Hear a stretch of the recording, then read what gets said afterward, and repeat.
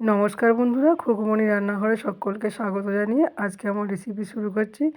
তো বন্ধুরা, ভিডিওটা কেউ স্কিপ করে দেখবেন না, সমস্তটা দেখার অনুরোধ রইল। আর আমার চ্যানেলে এরকম আরও নিত্য নতুন রেসিপি পেতে আমার চ্যানেলটা সাবস্ক্রাইব করে পাশে থাকবেন। আজকে আমার রেসিপি রুই মাছের রেসিপি। আমি এখানে 4 পিস লবণ আর হলুদ মাখানো রুই মাছ নিয়ে নিয়েছি। কড়াইতে তেল দিয়ে দিলাম। তেলটা গরম হয়ে উঠলে আমি এক এক করে রুই মাছগুলো দিয়ে দেবো।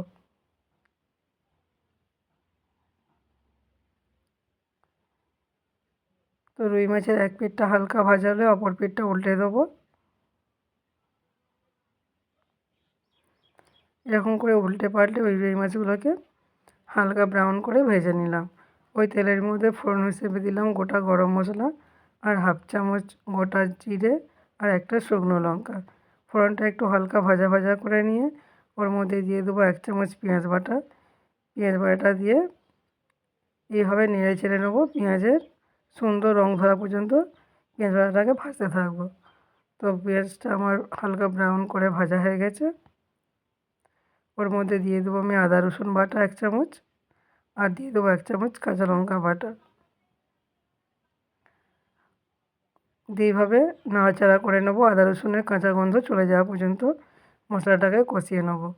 এরপর দিয়ে দেবো আমি হাফ টিস্পুন জিরে গুঁড়ো আর হাফ টিস্পুন ধনে গুঁড়ো। দিয়ে এটাকেও মশলাটাকে ভালো করে কষিয়ে নেবো। তো এরপর আমি দিয়ে দেবো পোস্ত, কাজু আর মৌরি একসঙ্গে শিলবাটায় বেটে রেখেছিলাম, সেটা আমি দিয়ে দেবো। দিয়ে এভাবে নাড়াচাড়া করব। মশলা থেকে এইভাবে তেল ছেড়ে দিলে,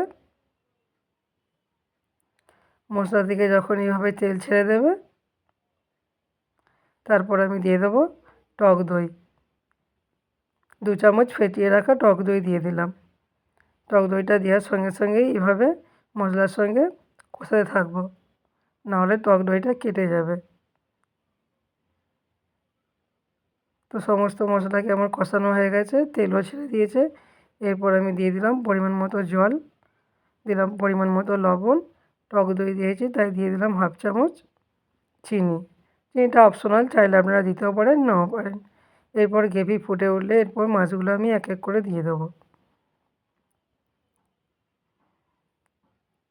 মাছগুলো দিয়ে এইভাবে গ্রেভির সঙ্গে মিক্সড করে নেব। দিয়ে এটাকে 1 মিনিটের মধ্যেও ঢাকা দিয়ে রেখে দেবো। তো ওপর থেকে ধনেপাতা কুচি ছড়িয়ে দিলাম। তো আমার রুই মাছের রেসিপি তৈরি। তো বন্ধুরা, আপনারা বাড়িতে অবশ্যই এইভাবে একবার ট্রাই করে দেখবেন। এটা গরম ভাতের সঙ্গে থাকলে আর কিছুই চাই না। আর চ্যানেলটা সাবস্ক্রাইব করে পাশে